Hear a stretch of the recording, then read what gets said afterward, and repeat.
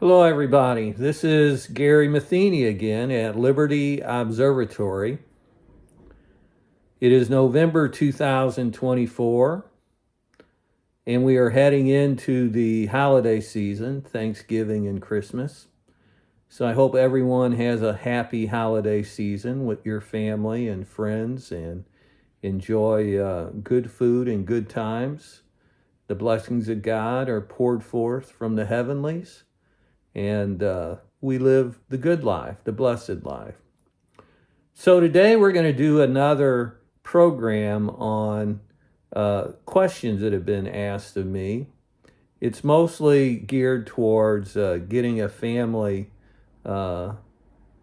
profile about my life so that it can be preserved for particularly my grandchildren.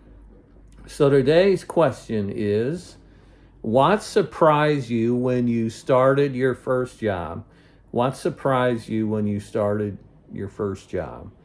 And I'm going to change the question a little bit and say what interested me about my first job. Because my first job was as a paper boy, and it was probably in the mid to late 60s, 1960s. And so I know I didn't drive yet. And so I guess I would say adolescence, that awkward period between 12 and 16 for boys and I guess girls as well. But fortunately, I got a job on Saturday nights along with my friend Ricky Gardner, and we delivered papers. We had a paper route. And this was the St. Louis Post-Dispatch in St. Louis County. And at that time, it was the heyday of the newspaper. And so we would deliver the Sunday paper on Saturday night, and it would be about 4 to 6 inches thick. It was really thick. It was packed with news, but more importantly, it was packed with all kinds of advertisements. It seemed like that newspaper advertisements were in their heyday, and the newspapers were the best way to get information to the people by retailers. So what we did, we loaded up our carts. He had a cart, I had a cart, and we had like 4 square blocks each, and they were next to each other. And we would go meet our paper man, our distributor, at a certain time on Saturday afternoon, 3 or 4 o'clock or whatever. And we would load up our carts, and Rick would take his, 3 or 4 square blocks, and I would take my 3 or 4 square blocks in St. Louis County in a very small community called Charlotte, near Overland and near the airport in St. Louis. And this was working class brick and frame homes that were in North St. Louis County, where you essentially and still do have miles of working class housing in the area. And so basically, we made about 10 or 15 to $20 a night, which doesn't sound very much today. But I think that it was on the higher end of that. And my recollection is that the Sunday paper back in the mid to late 60s, I think it was 50 cents.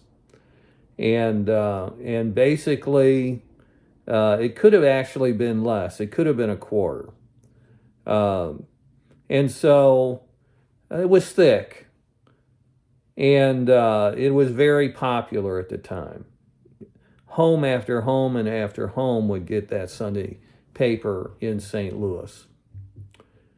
And so basically, we came to know our residents by several different qualities.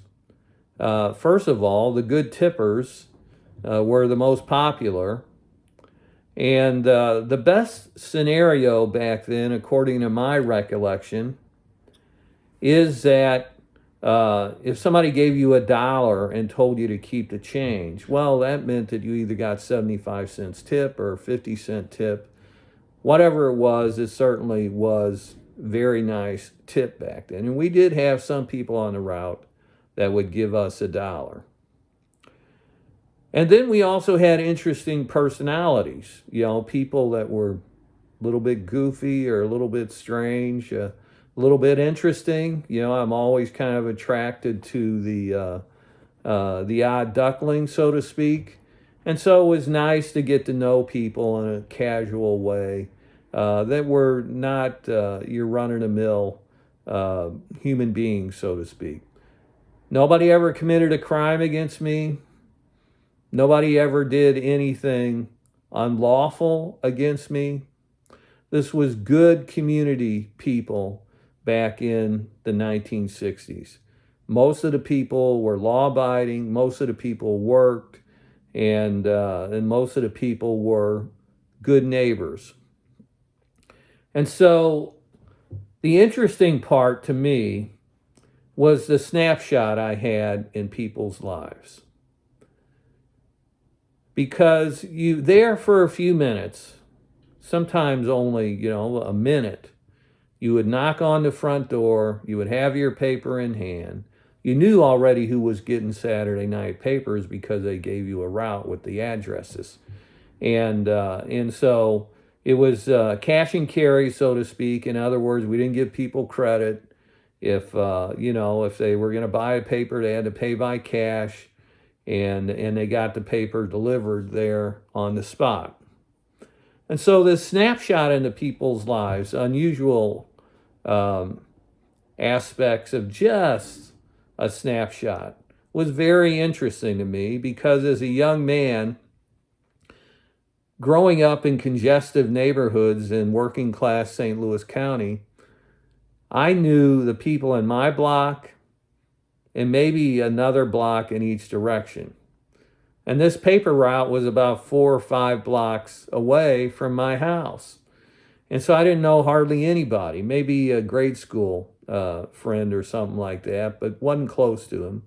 Because we ran in our neighborhoods, and our neighborhoods did not extend very long or very far in that particular part of St. Louis County. Plus, remember, we're not driving. We're just basically kind of hanging out. And so that was very interesting to me to be exposed to that. But I also want to talk a minute about my friend Ricky Gardner. Ricky Gardner was a very good friend of mine. I guess we would say latter part of grade school, up until middle school or junior high. And he was actually a year or two younger than me. He lived up the block from me. And we got kind of separated in high school and didn't really hang around in high school. But Ricky Gardner was an adventurer. And he did some things that I probably would not have done on my own. And these were good things. Like, for instance, this job as a paper boy. Ricky Gardner got that far. I didn't even know they were looking for paper boys. I don't even know how he got the job. But he got the jobs for us. So he was kind enough to spread the wealth, so to speak, and divide that paper route between me and him. Another thing Ricky liked to do was bicycle all over St. Louis County. And so we would go out to Creve Coeur Park. We would go out to January Wabash Park, which I think is in Ferguson. And so it wasn't unusual for us to bicycle 8 or 10 blocks away. Not 8 or 10 blocks away, but 8 or 10 miles away from our house to go hang out somewhere. And Northwest Plaza was probably 4 or 5 miles away, and that was a great place to hang out. At the time, it was the largest, we're told, shopping plaza in the country, and it was at its zenith. We also had an airport that was a few miles away where we could go and hang out at the arcades. And so Ricky always had a lot of good ideas about what to do, even though he was younger than me. But I don't know whether anybody was feeding him information, like, hey, go do that, try that. Hey, this might be a good idea. Or whether, he was just a creative mind. But I appreciated him. One of the other things that we did, one of the most memorable things that we did, we took the Redbird Express down to Busch Stadium, and they were playing the Cubs. And the Cubs fans came into town and would sit in the bleachers at the time. Would sit in the bleachers, and Cub fans would come and sit in the bleachers. And there would be a lot of good-natured ribbing back and forth. And I remember at the time you could buy these, 8.5 by 11 glossy photographs of the Cardinal players. And this was probably 1965 or so. And so this one Cub fan bought a pack of these 8.5 by 11 glossy photos, and took out his lighter and pulled out one at a time and lit it up and burned it in front of all the Cardinal fans. And like I said, this was all good natured. We didn't hate each other. There weren't any fights, but it was just a good time for a young boy to be out and about. And in some respects, I thank Ricky Gardner for that, because guess what? He's the one that came up with the idea of taking the Redbird Express from Northwest Plaza to Busch Stadium and watching the game, which we did numerous times during that age span. Well, I hope you're all doing well. I appreciate the time. I appreciate YouTube. I appreciate all that life has to offer. And open wide. Everything that life has to offer, open wide and say yes and amen. Because you're only alive one time, and you might as well live your life to the glory of man, or I should say the glory of God in the service of man. All right, we'll talk to you later. Bye-bye.